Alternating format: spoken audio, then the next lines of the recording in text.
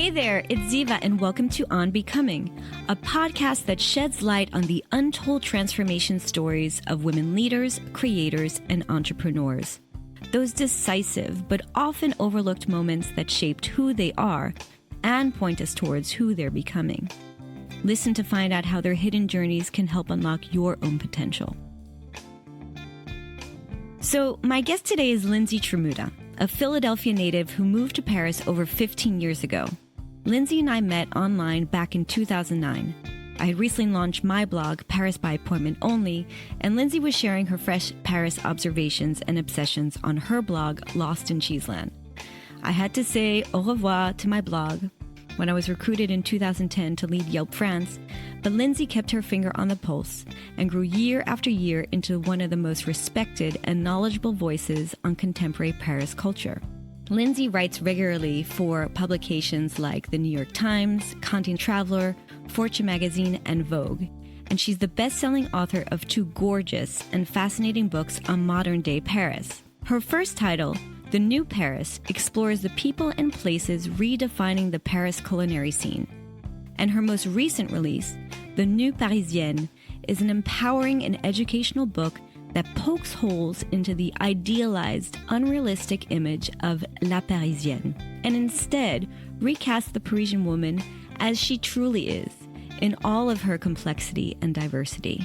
Lindsey also has a fantastic podcast called The New Paris, where she covers everything from where you can get the best pizza in Paris to what to think about Emmanuel Macron's very bizarre behavior after France's World Cup defeat. Lindsey's name is synonymous with France, and for many aspiring culture and travel writers, she's the reference.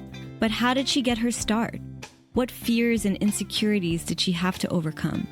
Why did she leave home in the first place? And how did that decision transform her? And how is it continuing to shape the woman she's becoming? That's where our conversation begins. I hope you enjoy it. To give you a little bit of backstory about the concept of On Becoming. So for, a long time, I think longer than I can possibly even identify, I've been kind of fascinated with how people become the versions of themselves that they become.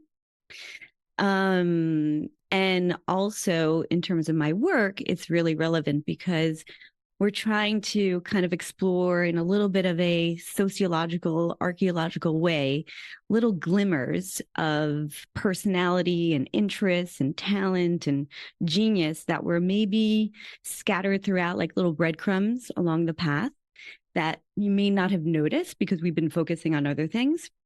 And so I love that kind of detective work, kind of going back and sniffing around like a bloodhound to try to figure out what these crumbs are. So you have become synonymous with your adopted city. You're, a well-respected and celebrated culture and travel journalist who reports for the best publications in the world and the author of best-selling books about Paris. But I want to go back to the backstory and find out a little bit more about Lindsey, who grew up in Philadelphia, and how you became the version of yourself that we know and love today. So what I want to talk about is something that I see happen often when I am coaching women who are at a crossroads in their life and pondering a big life change. There's usually like two forces at play. They're either moving away from something that's not working out for them, or they're leaning towards a destination that they believe will help them grow. And those two forces can be mixed together in some kind of like, strange melting pot. But I feel like with a certain amount of time under your belt, you may be able to detect which force was more dominant. So maybe you can let us know how long you've been living in Paris, and knowing what you know today about the path that you've been on, what do you think was really driving your decision to move to France? Such a good question, because I still feel like the answer after 16 years, so that's the first part of the answer. It's been 16 years, so not quite as long as you, but, inching my way up to becoming what I like to joke as is a lifer, although it's not a prison sentence. I don't know for sure. I think there are multiple things going on. I think I left not because I thought it was going to get me somewhere, because I didn't know. I came when I was 20, about to turn 21. I was sort of like, is this a detour? Is this just a blip? Is it an experience that I will then take back to the US and then build a life there? And, there was sort of no forethought or foresight into what this was actually going to do for me. So if I look back now, it does seem like I was, what were the two words you used? Is it like, fleeing or flocking? Is that what it was? Exactly. Were you more of a fleer or a flocker or a seeker or, a self-exilist? What was going on? Well, so I think it's maybe a combination of those terms, because I didn't know I was fleeing, but I'm sure there's an element of that. It's like, I want to go because maybe it will unlock something in myself and then I can change my circumstances. But it's also, but this is something I'm passionate about. So of course I want to spend time in another country that's so cool and potentially life altering in some way, even if you don't stay. But then I think it was, if I really drill down, I think it's seeking. I was seeking who I was going to become and if France could play a role in that. And so, yeah, now that I'm saying it out loud, I think my word and what sort of defines my exit was seeking. And I would say that's sort of what I'm always doing is seeking a better understanding of myself, a better understanding of people, of places. And ultimately, is there a bit of escapism involved in that, or self-exile, as you said? Yeah, probably. But the dominant force was probably, who could I be if I'm not staying where everyone else stays? And if I'm taking this passion I had for language, which, as you know, is not super encouraged in the US to sort of pursue in any serious or professional way, what is that going to do for me? And I didn't have many expectations. I actually had, I would say, probably negative expectations, sort of, well, what could possibly happen? I'd need to go back to the US regardless. And I think what happens is when you do get to a different place, whether that's just a different state or a different country, you sort of, the realm of possibility opens up, and it might be fraught with obstacles and challenges, but suddenly other doors seem visible that weren't before. And so I think that's what I wanted. I wanted to see, like, okay, well, what if I stay longer? What if I keep opening other doors? And so what do you remember? I mean, France was the possibility, the door that seemed like an interesting one to open for you at that time of seeking and maybe fleeing. Was there anyone in your life who you felt embodied that path? Was it someone that you read about? Was it a version of yourself that you envisioned? What was the, kind of like the carrot that was dangling in front of you that where you said, I think that's going to be me, or I'd like that to be me? So interesting, because I had literally no personal examples of anybody who had really done this. Like my older sister had gone, there was a program in high school. I don't know if this existed where you were, but called People to People. And it was a program she joined to spend, I want to say maybe it was like, in my head, it was like a year, but I don't think it was. I think it was like a semester with a host family in another country. And she went to Germany. And I remember thinking like, okay, that's something that people do. But I didn't have anyone in my circle or in my parents' circle who had moved, who had left the country.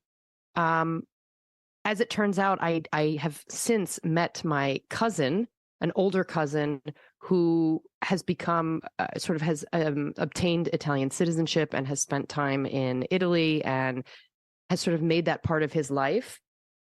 But I only met him literally 3 weeks ago. This is sort of a family member, reconnecting. So if I think about even, in film or books, there was no one who really stood out to me as being a model to follow. The only person I can think of maybe who an element of sort of the role of a mentor for me was my French instructor in high school, because she was, you know how you can't really tell someone's age Right. when you're young, and I have no idea. She was probably super young, like probably mid-20s max. But I remember feeling that she was younger than all the other instructors we had, but she spoke French in my memory like a French person. And it was thanks to her that I decided to keep pursuing French studies in college, because she's like, look, you've come this far. You're excelling at this. Why give it up? And I think that I know she spent time in France. She never moved there, but she was instrumental in making me feel like this was not a dead end academic pursuit. Right. That there was possibility beyond the frontier where you were. Yeah. Although I didn't want to teach. And so I remember she said, if you're going to take French studies in college, you really should take the AP exam. You're in an AP class. And I was like, yeah, okay. And I didn't. And yet I did continue pursuing. But I also thought, I don't even know where the study of language is going to lead me. So I look at her as being sort of a guidepost, but not being the path. But that was enough for me. For other people, maybe they need more of sort of a mapped out way to do things. And I just figured, well, no one really has mapped out what I think I need. I don't know what I need, but I know that it's not going to be as an academic myself or an interpreter. So I don't really know, but this is something I'm good at, and I'm going to see where it leads. So I did go to France with her, actually, with her class in high school. It was like, a spring break trip when all of my friends were, with their families in some, beachy destination. I was like, there's this opportunity. And my parents were like, why don't you do it? It would be good for you. Because I was also very much a, kind of a homebody and very anxious. I used to have to get picked up from sleepovers because I'd have like a panic attack, like separation anxiety, very strange. So it's very amusing to my family now as like the person who lives the furthest away from everybody. That's amazing. But, so I think their idea was like, oh, you want to go to France on a spring break trip for like 10 days? Yes, go. This will be very good for you. You will grow up. And it was decisive in at least showing me that there's a beautiful world out there, obviously, and that maybe there's something intriguing here. And I don't want to stop studying French. So it wasn't like a mapped out route, but it was more illuminating than I think even my parents imagined it would be. That's so interesting. I mean, there are two things that I think are fascinating about that story is that for you going, say, next door to someone's house for a sleepover was a source of anxiety for you. However, this much, much bigger investment of energy and distance somehow didn't trigger the same kind of anxiety and actually maybe was a little bit liberating for you. It was. I mean, I will say that when I went back again between my junior and senior year, which is ultimately the moment where I realized this is where I was going to be, I arrived and I was staying in a foyer, so like just for young student women or working like young professionals. And I remember thinking, this is in the 13th arrondissement. My room feels a bit like a prison cell. It has all brick walls. I feel a bit closed in. What did I just do? And I knew I was going to be there for 6 weeks. So I was like, I'm here day 1 and 2 and already like having those panic attack, like starting to have a panic attack that I remembered having as a kid. And I even called my parents on some like phone I rented because this was in 2006 and like no one had a cell phone that worked abroad. So I had to like rent a phone, which by the way cost me, it was like hundreds and hundreds of euros by the end of that summer. Anyway, separate. We've really gotten at least a little bit, it's easier to leave now, I think, for a whole host of reasons, including technology. But, and they were like, you just arrived, give it a minute. But my instinct was to say, I think I need to come home. And then the very next day, sort of I connected with some girls in the building, and then I met someone, a man who I ended up marrying later, but I didn't know that. You met him literally your second day, third day. Yeah, third day. Wow. Yeah, it's ridiculous. So it didn't take away the anxiety necessarily, but it showed me that I could, through him and through also the girls that I was meeting in my program who I was there studying with, we could explore, and this space wasn't going to crush me. I think it was also, I didn't know the other girls yet. I came from a university that was not part of the program, the host program, and some of them knew each other. And so if I'm looking at a theme, I was not necessarily comfortable with people I didn't know yet, and I felt alone. So as soon as I sort of got more comfortable with them, and then I was, seeing Paris through the eyes of a local, I was like, oh, so I think one of the themes in my life has been learning to sit with discomfort and not to freak out the second I feel really at odds with myself or like I need to break free. And I think being in an environment where building a social network and a life in a place where you don't know anybody forced me to become a lot more social and a lot more comfortable with social interaction than I ever was, and that maybe I would have than I would have been had I stayed in the US. So, I look at that time as being so instrumental for unlocking things in myself. What do you think what was the ingredient or the strength that was unlocked the most at that time? A curiosity and the realization that there's like so many more important things going on elsewhere.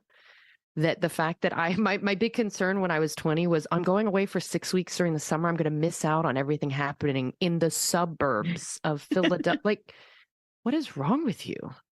But, at that time it felt so, oh, she's going abroad. I don't think people traveled the same way as they do now. Young people today, the number of like 18-year-olds I see traveling by themselves it feels like there's a lot more of them, 18, 19, 20-year-olds. Than when I was, coming over here. I mean, it's certainly cheaper, right? It's cheaper to travel, so we see more young people. But I just think it was like, it was me growing up. Well, I think it's so fascinating. I keep coming back to this idea of, like you said, that there was fear included in being stuck in that, center, which actually I think I was at too. I think that was at the same one, but I was only there for a couple of days before they put me into a host family. But I know what you're talking about. It was like Tolbiac, yes. And you're like, what are we doing here? It's teeny little rooms. There was like a big common set. I think there was like a big common area downstairs. We have to go back and visit it. I can't believe that's. Oh my gosh. I know. I didn't know that. I did not know that. But I didn't have to stay very long. But I remember being like, what the hell is happening? But this notion of like, you've made the decision to come. There's something that is guiding you here. You have a glimmer of, okay, there's a part of me that I believe is going to be able to benefit from this growth and from this discomfort. And it's going to be part of the journey. And the way that you were able to get through it is to tap into the curiosity that you had for people and for the city and for just kind of understanding more of what's going on around you.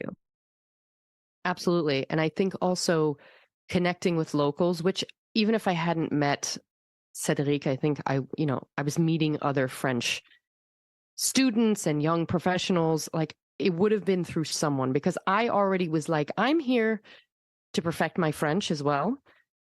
And some of the other Americans were like content to do everything amongst themselves. And that was never my objective.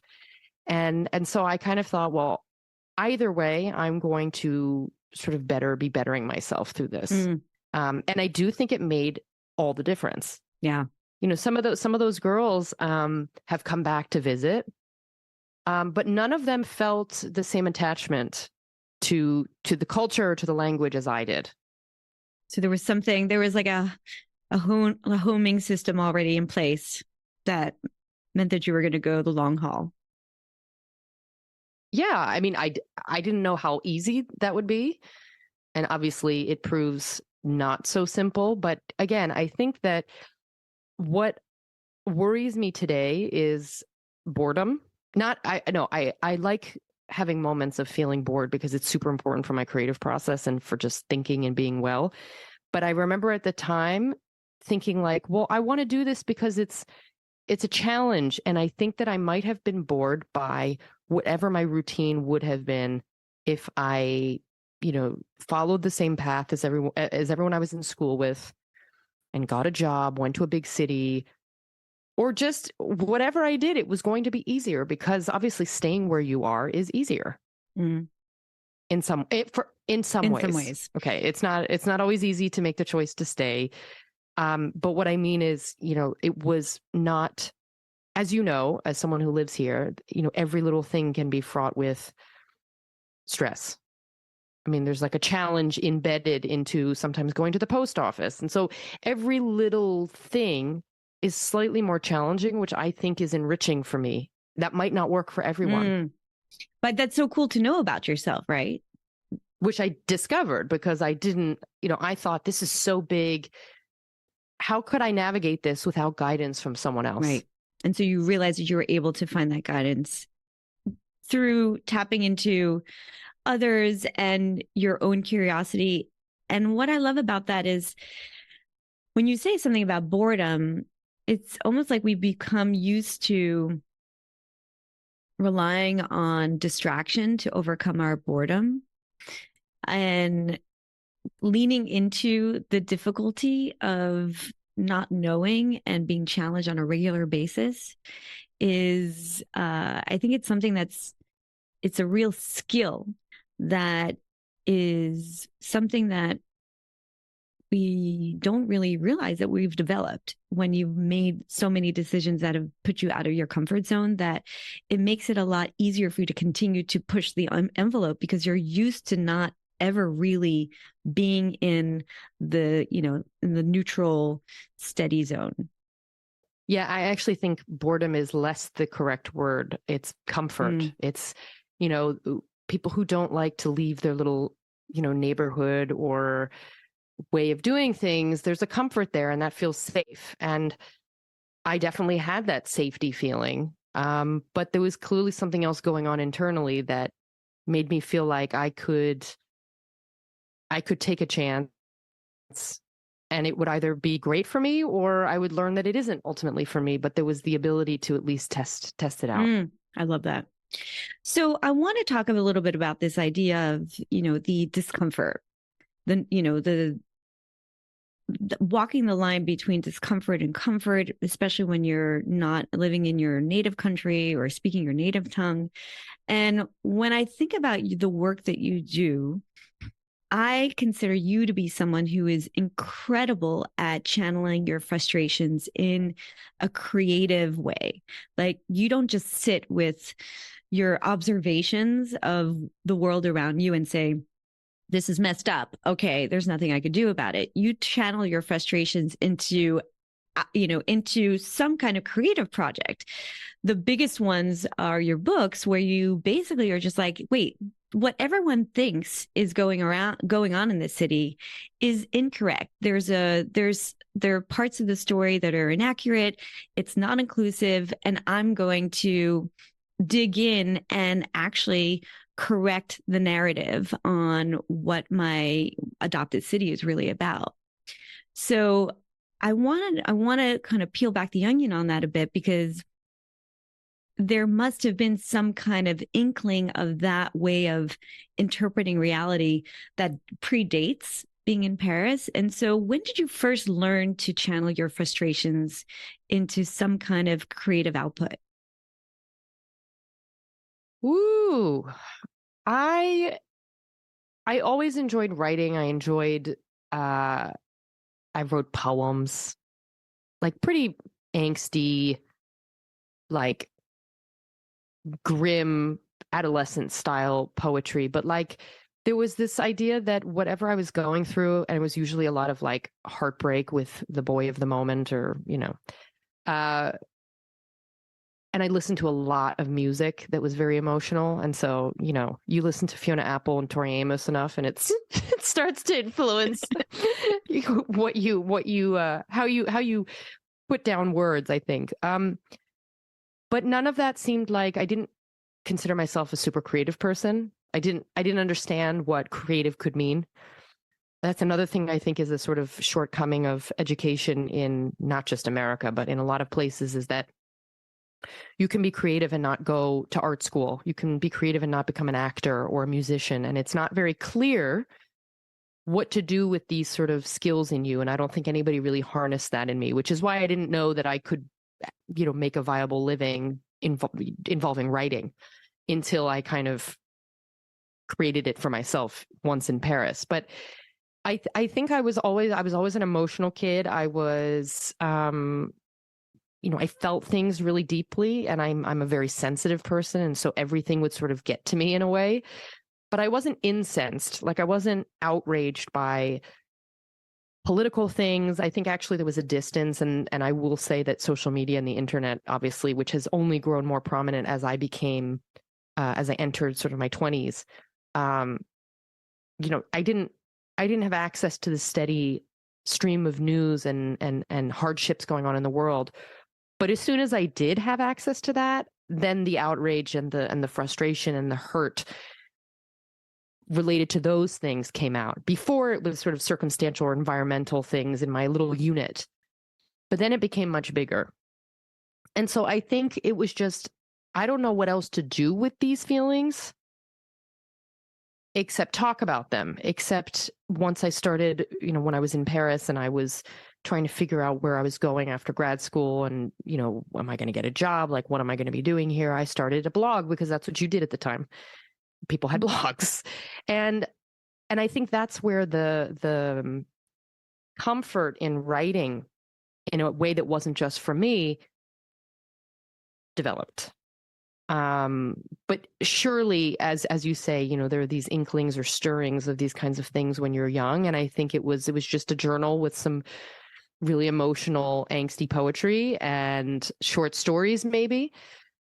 And then, but no one saw them. I don't even know where they are. I'm sure someone has collected notebooks from when my mom sold the house and are maybe terrified by what they saw.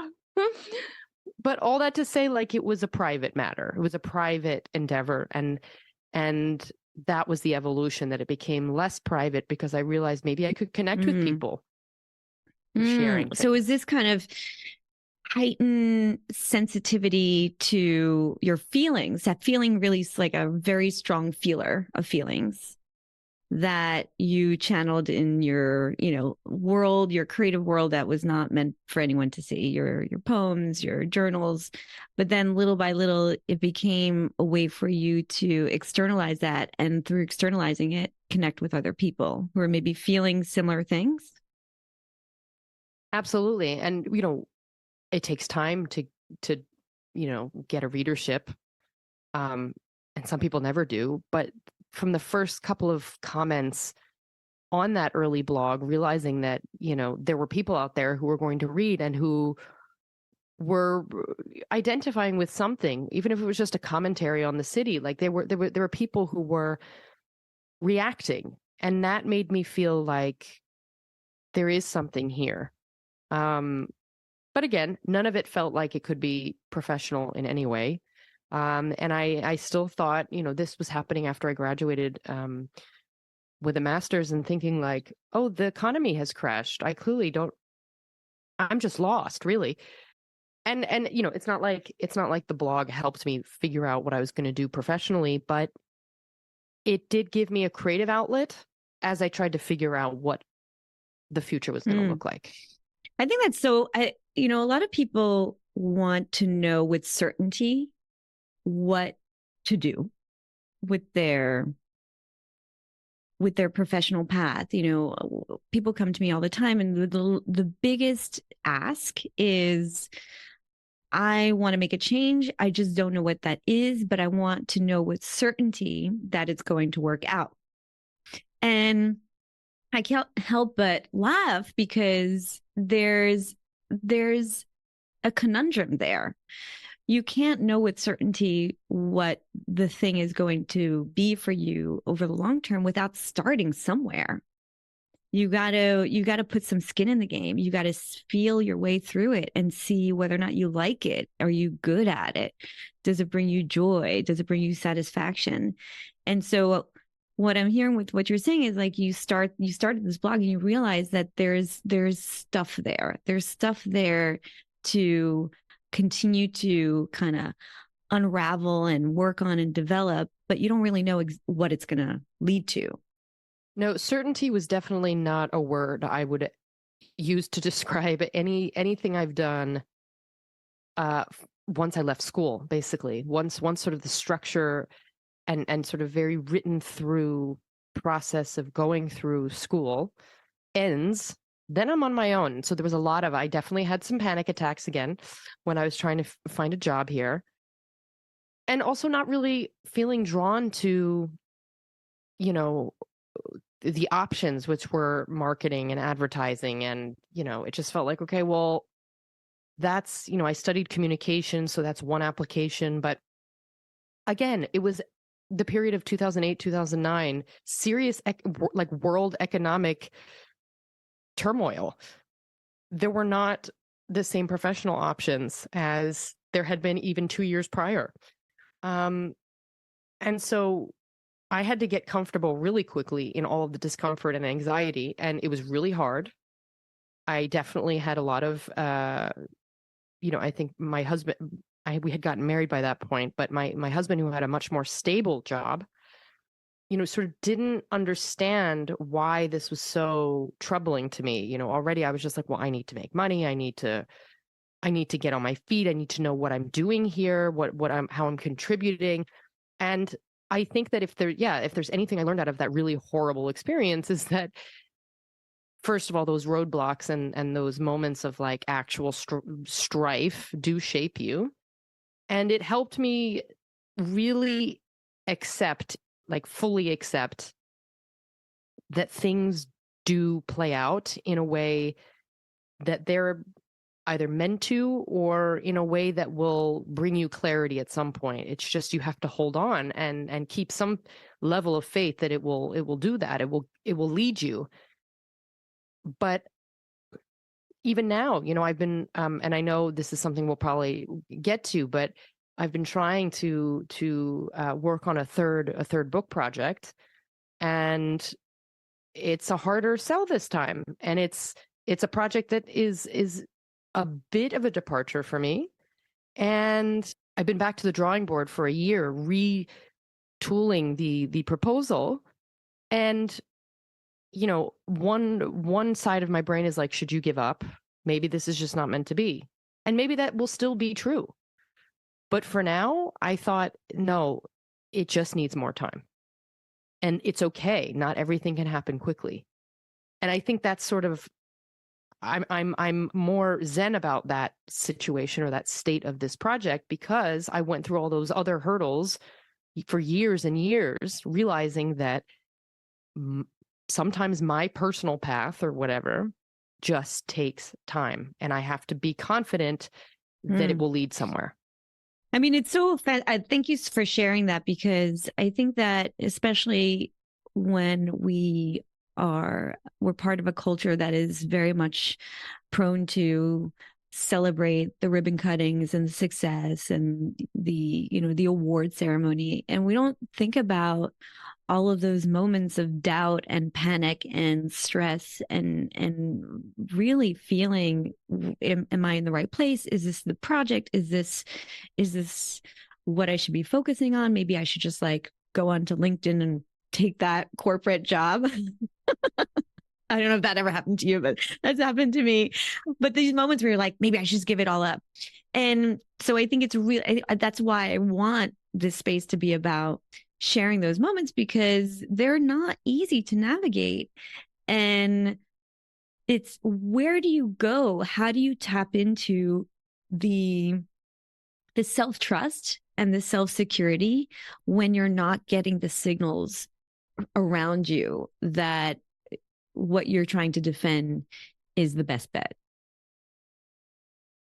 Well, that's where you really need a good network of friends, and friends that you share things with in a really honest way. And I do have that with a group of women who are also not necessarily creative in the same ways, although some of them are, who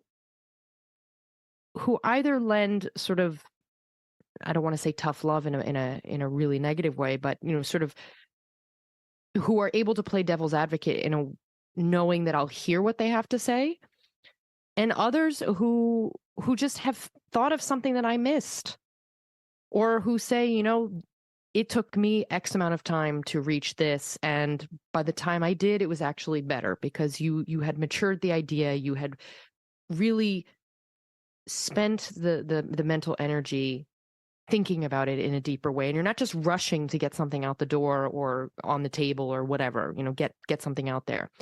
And then the other thing is, I think of, well, there are two things. One, someone once told me that, well, comparison is toxic. We know that. So that's another thing I'm like, have to like actively remind myself of, that it's of no use to really compare myself to anyone else doing what I'm doing, because everyone has a different process. They have different connections. They have different ways of working. And so it's not super productive for me to go down that road. Mm. And then the second thing is, I think of like more recently of actors who, had disappeared for 10 years and then come back and come out with something quite unbelievable, like Brendan Fraser, who just won an Oscar, who had literally vanished from screens. And I think there's, as you say, we talk more about the ribbon cutting successes, the inaugural big moments, but actually we should be remembering that in certain crafts, it takes time. And, I try to remind myself also of these authors who are like, their bestseller came when they were 80. Like, it's a long game. And I think I have to actively fight against the belief that things need to happen quickly. Yeah, that kind of brings us back to that discomfort, the boredom discomfort theme of being able to sit with the time that it takes. And also, it's so interesting you say, like, there are actors who have disappeared, but while they're disappeared, no one's saying, where are they? It's usually when they reappear, you're like, wow, that was an unbelievable performance. And thank you for gifting us with that. There's this belief that everyone is kind of waiting for the next delivery. And if there's any delay or there's a gap, that it's going to, put up a lot of red flags, where people are really just kind of in their own little world. Absolutely. And when you birth whatever you birth, it's, it's the time that it takes and it's the reception that it gets. But there's often this thing like, what are people going to say? Because it's taking me this amount of time to do the thing. And, I think that the fact that my own career took so much time to unfurl and for me to figure out what it was going to look like, in a way that was right for me, clearly that involved leaving the corporate world.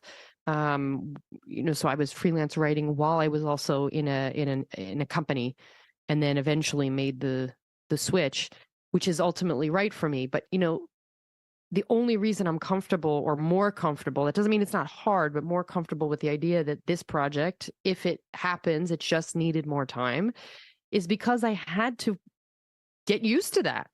And I do think that the more you sort of go through this realization, the easier it becomes to identify as it's happening. But it's very hard when you also, it's so easy to pay attention to social media in a way where you believe that everyone's accolades or projects are coming at the snap of the fingers, and that you're not seeing the work behind it. And maybe you're not also seeing that some of these people really do have so many connections that things move faster, and that's just out of everyone's control. But, taking the time away from those influences and those potential stressors, or additional sources of anxiety are important. Leave the platform. If you start to spiral because you can feel yourself going down this mental road of why them, why not me? That's a really bad place to be. Get off that train for a while. Yeah. So that's a sign. That's an indicator of those are the thoughts that you're having. Yeah. And we all have them. I mean, and I know that's usually my sign that I've been scrolling too long and I need to get off and go back to normal life, because that's not normal life. Right. The famous doom scrolling. And I'm a lot better than I was during COVID, where it was like, I think Cedric thought I was going to,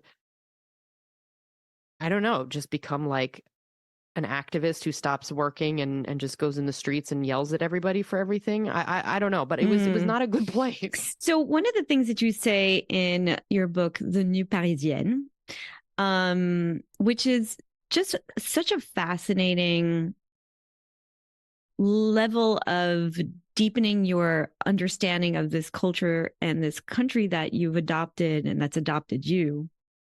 Because it really is, you go into a lot, you shine the light in lots of uncomfortable places, and really bring up the question of like, what is the Parisian identity really consist of?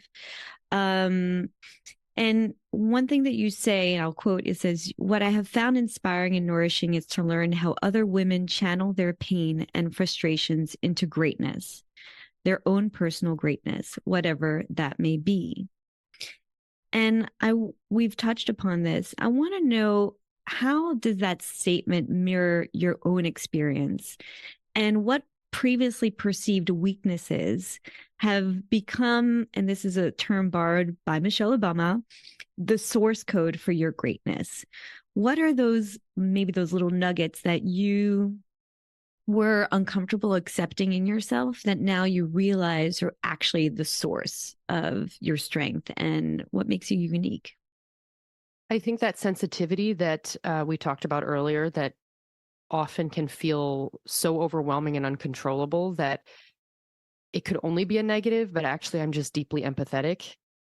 And so these women that I was meeting and hearing their stories, and it happened even before I was actually working on the book. I was meeting people all the time and hearing stories and, seeing what they've done with their lives and their careers, having come off of, incredible strife, whether that's within their home countries, whether that's within their families, whatever. And I think it sort of like feeds my empathy pool. And realizing that you do not need to sort of wither in this pain or hurt, that there are other ways of applying that. And so for some women that I spoke with, it was, one who grew up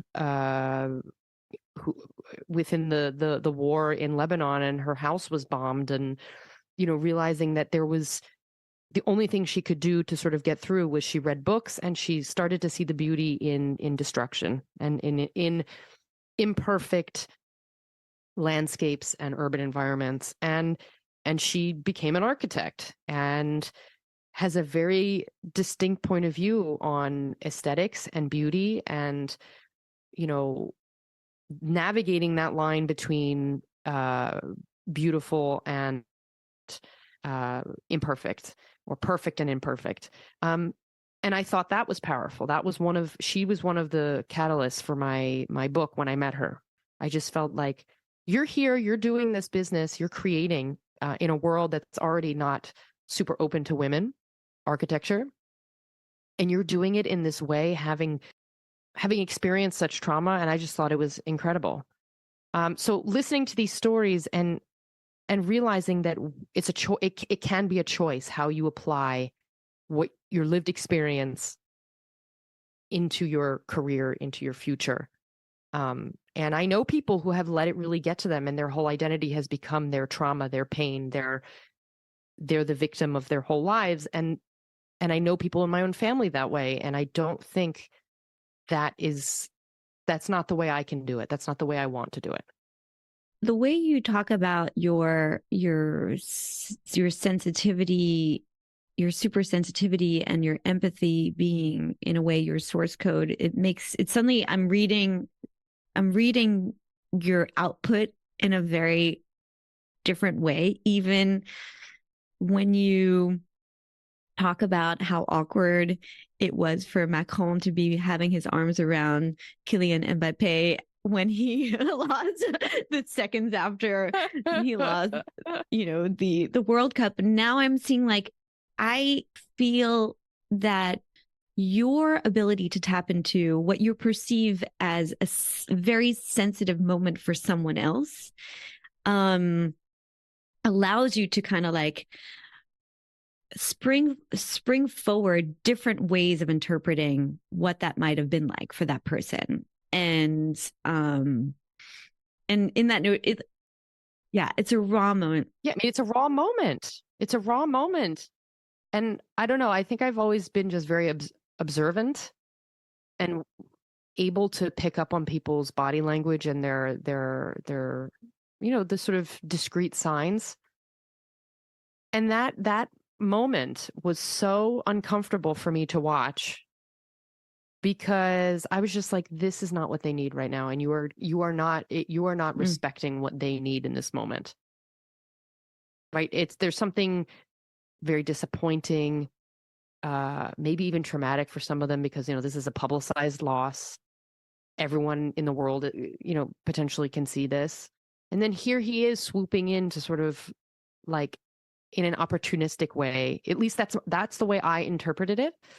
And, there are people who will say, oh, he's just, he's got this like really deep obsession with football, and sort of he forgets who he is and where he is. And like, okay, fine. Maybe that is there. Maybe there's an element of truth to that.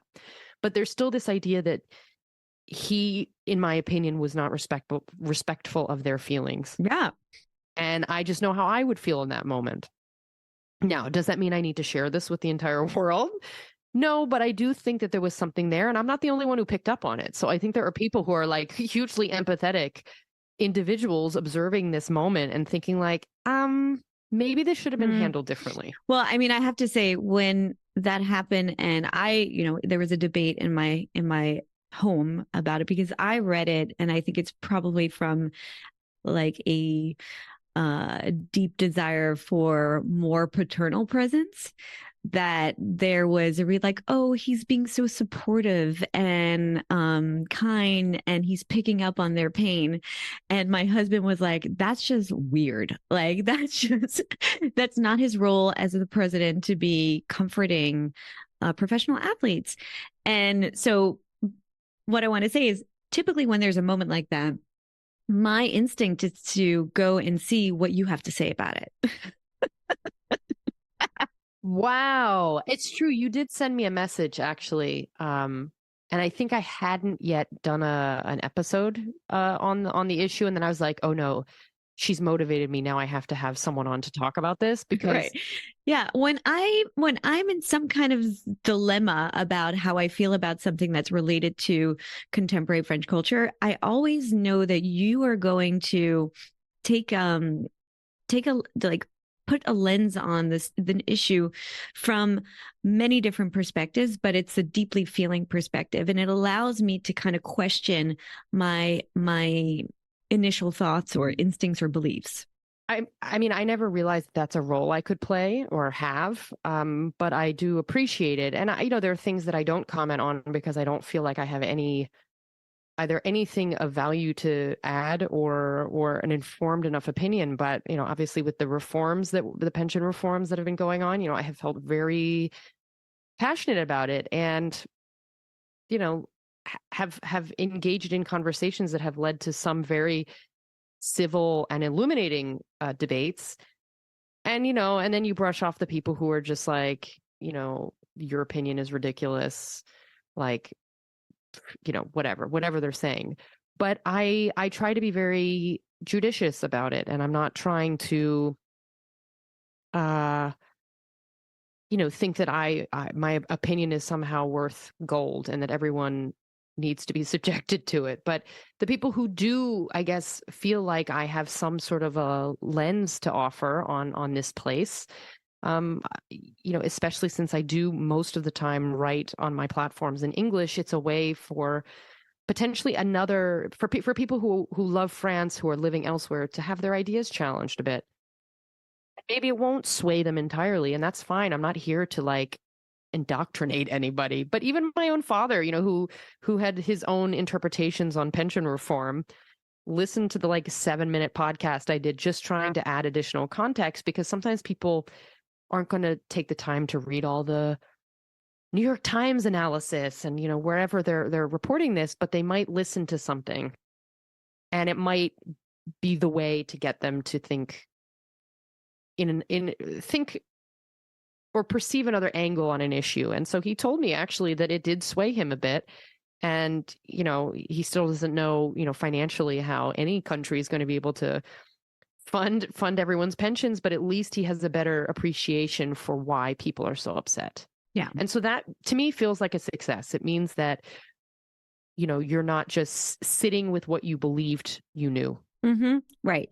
So you are able to push the needle on belief systems that seem pretty rigid, I think, by presenting other perspectives and not necessarily trying to indoctrinate by that through that sharing, but just educate and open people's minds.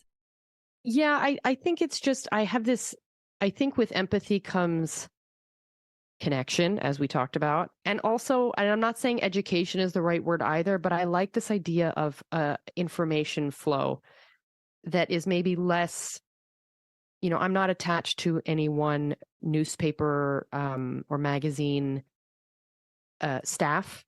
I have a little bit more liberty in the opinions I'm allowed to share.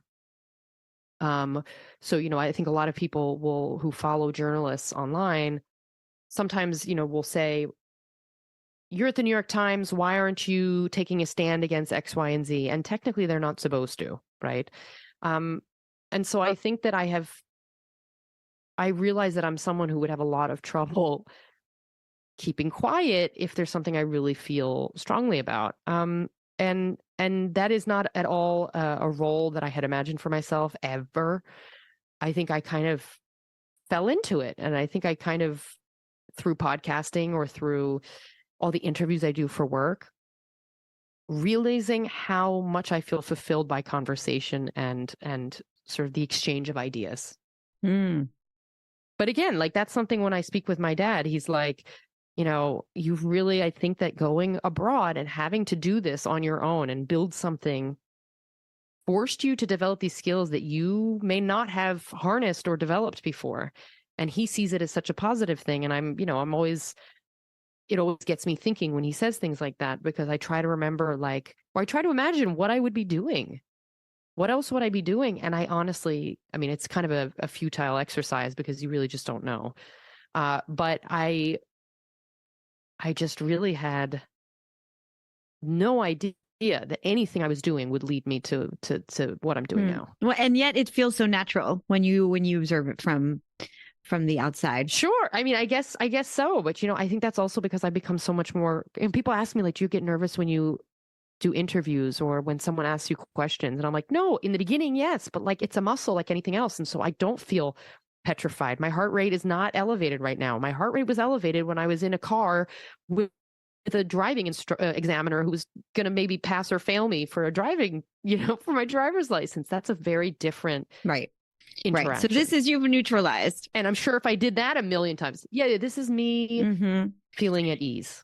And so that notion of what are you leaning into now? The voice that you've cultivated, the empathy that you have, the sensitivity. You say in your book that there's nothing more dangerous and primally terrifying to the established order than a woman with a voice. And that quote gives me chills up and down my body. And I 100% adhere to that. And so for you, when do you believe that was a crystallized truth for you? When did you figure that out? And what terror do you want to unleash with your voice? I think it was really during some of the anti-racist protests, even the ones in France in 2020, and discussing with women like Rokhaya Diallo, who's one of the women in my book, but others who were like super vocal during this time and reacting to sort of the state's attempt to squash or quiet some of the unrest. And similarly during Me Too, which, is sort of like the ever fluctuating conversation. It came out with a bang. It fades a bit. It comes back. But realizing actually when I trace this feeling of realizing the threat women are to the established order is really their ability to speak up and actually get other people on board, was during this time. So starting with Me Too and then, through COVID, and realizing that, if you're able to rally people together around an idea or around a perceived injustice, you have a lot of power. Because look at how the French Revolution happened, right?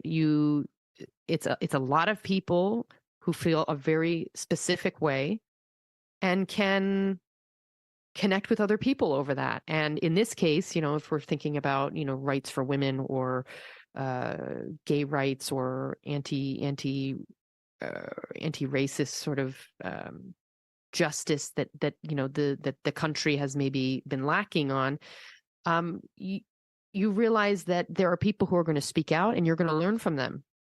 And if you compare that to the way states in the US are trying to control what children read and removing books from bookshelves and from schools and trying to reframe historical events so that they are not offensive to people, including white people, that's a sign that they are threatened by informed people. And there's a lot of power when you hold the knowledge. And if you're the only one, you're in a government, you're a leader, and you're the only one with the knowledge, and then people will sort of blindly believe you.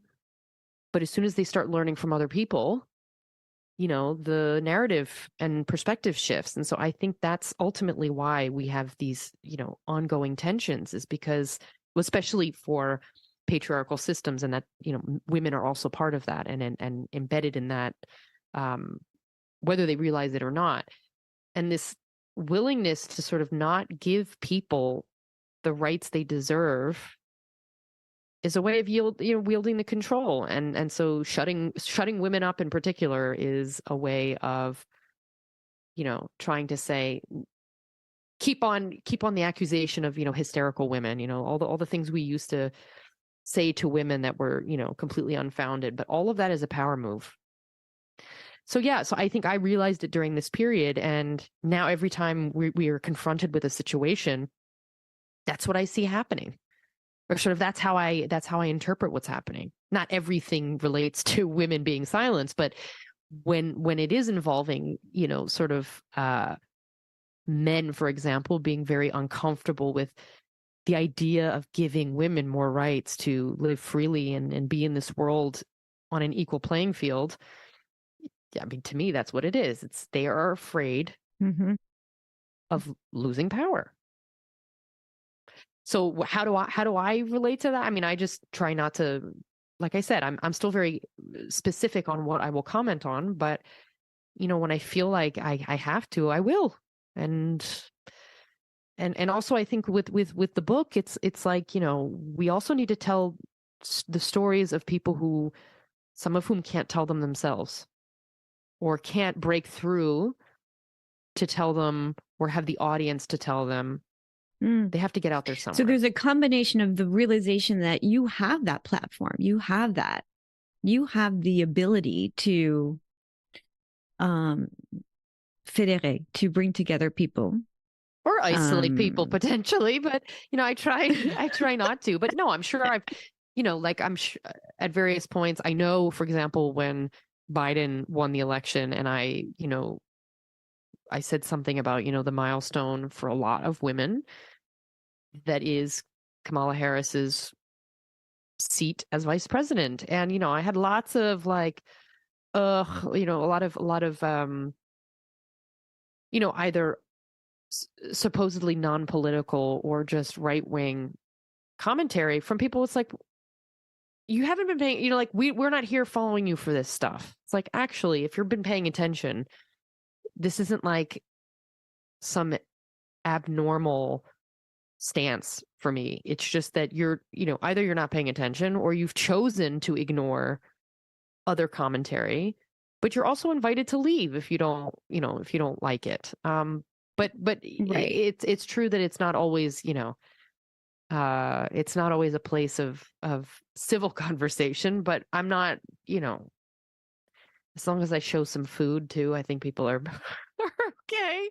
Right. They're just bring me the pizza. Where's the pizza? But I Lindsey? will say that there are enough people who follow me for many things and are almost, I don't know, like more engaged when I come out with something that opens up discussion on more serious issues. So I think that's the thing. I don't ever want to be one thing.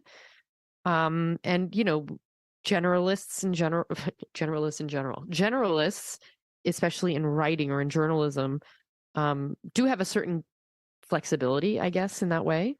But I don't know. I just wouldn't want to feel limited.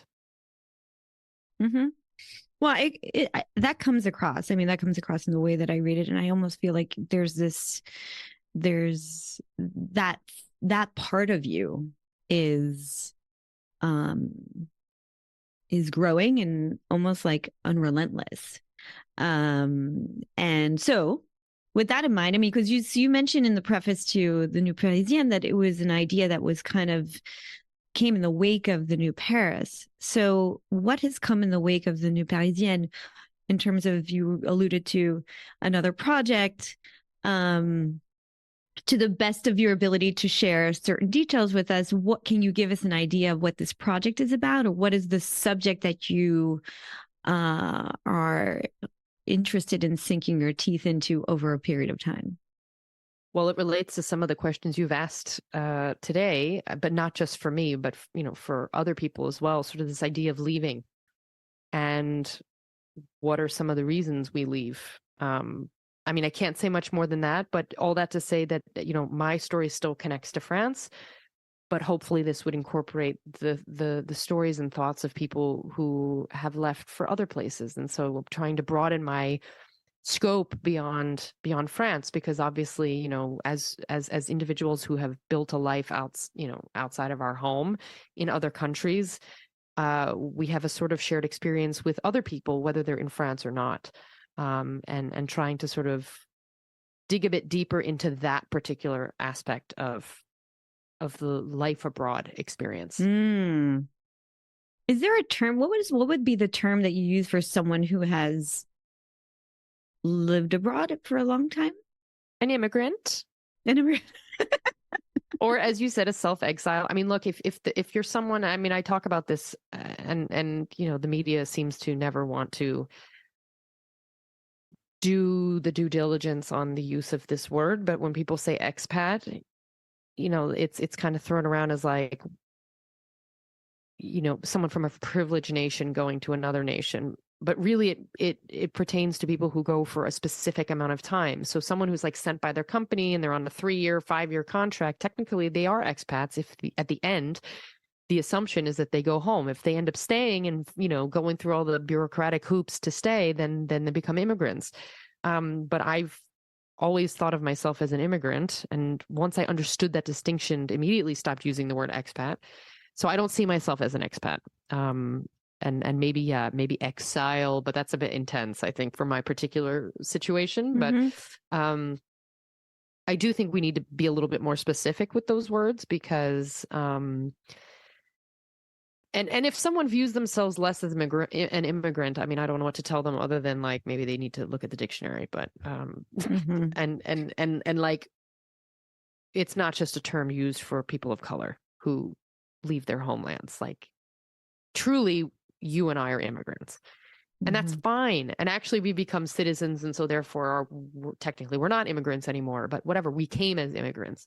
Mm-hmm. And trying to normalize the use of these words so that they're not sort of like attached with this othering Mm-hmm. that seems unnecessary. For sure. I mean, and it's very, this is a whole separate conversation. But I think that for me, also, the theme of the podcast and this desire to know more about how we become who we become has a lot to do with the fact that, my family were immigrants from Russia and Eastern Europe and Greece. And I think for me coming to France, there was a search for something, some kind of something unknown in my story. And I even wound up figuring out not that long ago that my great grandmother, who had to flee Russia in the early part of the 20th century, that she passed through Paris on her way to America. I mean, that's fascinating. Fascinating. And I've always been like, there must be someone in my family who's like walked the streets of Paris. How is it possible that I'm so connected to this city, to this country? And learning about that was almost as if I was given a little bit of a little clue. But I definitely, I feel very connected to this desire to know more about, what does it mean when you decide to go somewhere else, for what reason, and what does it do to you? Yeah, and how transformative it can be, because obviously it changed my life. And I know people who stay for a time and realize it's not for them, but they still return somewhere changed in some way. And I think that can only make us more interesting and rich people. So we're at the end of our conversation here, which I've adored. And I want to know, based on all the different places we've gone, has there been anything that you've discovered about yourself that maybe was not as clear to you prior to the beginning of our conversation? Something that you've discovered about the person you're becoming? I guess, I have this idea, I have this feeling that I'm not that my words don't matter, but that, surely I'm not going to reach the people that other writers or other thinkers could reach. And that, clearly I'm just like this minute speck, and that's fine if that's true. But hearing the way you sort of spoke about when you turn to me, or when you turn to what I write, and then some messages I get on like fairly regularly, not constant, obviously, but from individuals who have been touched in some way by either a story, an element of my own story, an idea. It makes me just feel like purpose is really not about becoming a best-selling whatever. And I have this discussion with a lot of friends who are creative, who have built brands and built products or built things, about when they'll actually feel fulfilled and what success really means for them. And it's not always growth in number. It's not huge scale endeavors necessarily. And I think that realizing that to live a full life, you can still hold the control and not have to, have a whole team of people involved. It's not like I have someone answering emails for me. It's me. Like that.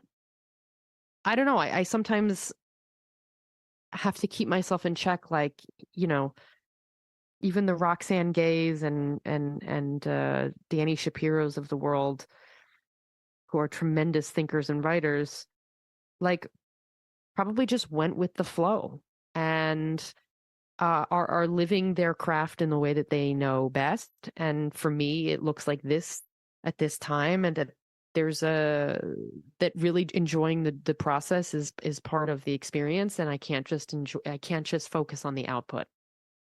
Thank you so much for sharing that. And I think that it's going to inspire a lot of people who look to you as a guidepost and as a model of what being successful as a multicultural journalist and expert on an adopted land looks like. And so being able to be transparent about that, I think is it's incredibly empowering and liberating. So thank you so much for that, Lindsey, and for your time. Thank you for asking such good questions.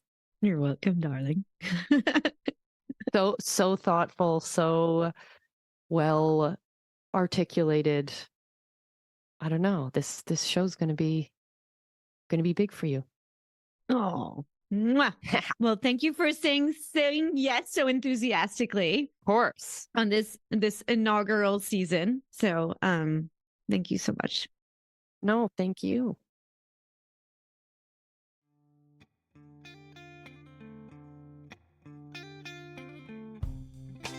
Hey there. Thanks for listening all the way to the end of this episode. I just wanted to close the loop with you. So on April 17th, almost a month after Lindsey and I recorded the conversation you just listened to, she published a story in New York Magazine titled, "Living Abroad Helped Me Cope with My Tourette Syndrome." The article is the first time Lindsey has opened up publicly about her neurodevelopmental disorder. In the piece, she speaks specifically about how France's slower pace of life and healthcare system has allowed her to understand and manage her condition in a way that she wouldn't be able to do had she stayed in the United States. It's a fascinating read that provides more context and color to the conversation we had together, especially when we talked about her sensitivity being a superpower in detecting other people's distress, and maybe where her mission to create a more inclusive portrait of La Parisienne comes from. I am so appreciative of having your time and your attention and would love to hear anything you have to say, any feedback, any questions, any requests. You can leave me a voice message if you go to speakpipe.com/onbecoming. That's speakpipe, speakpipe.com/onbecoming. I promise to get back to you. If this podcast has touched you, inspired you, transformed you in any way, it would mean the world to me if you would leave a 5-star review on your favorite podcast listening platform.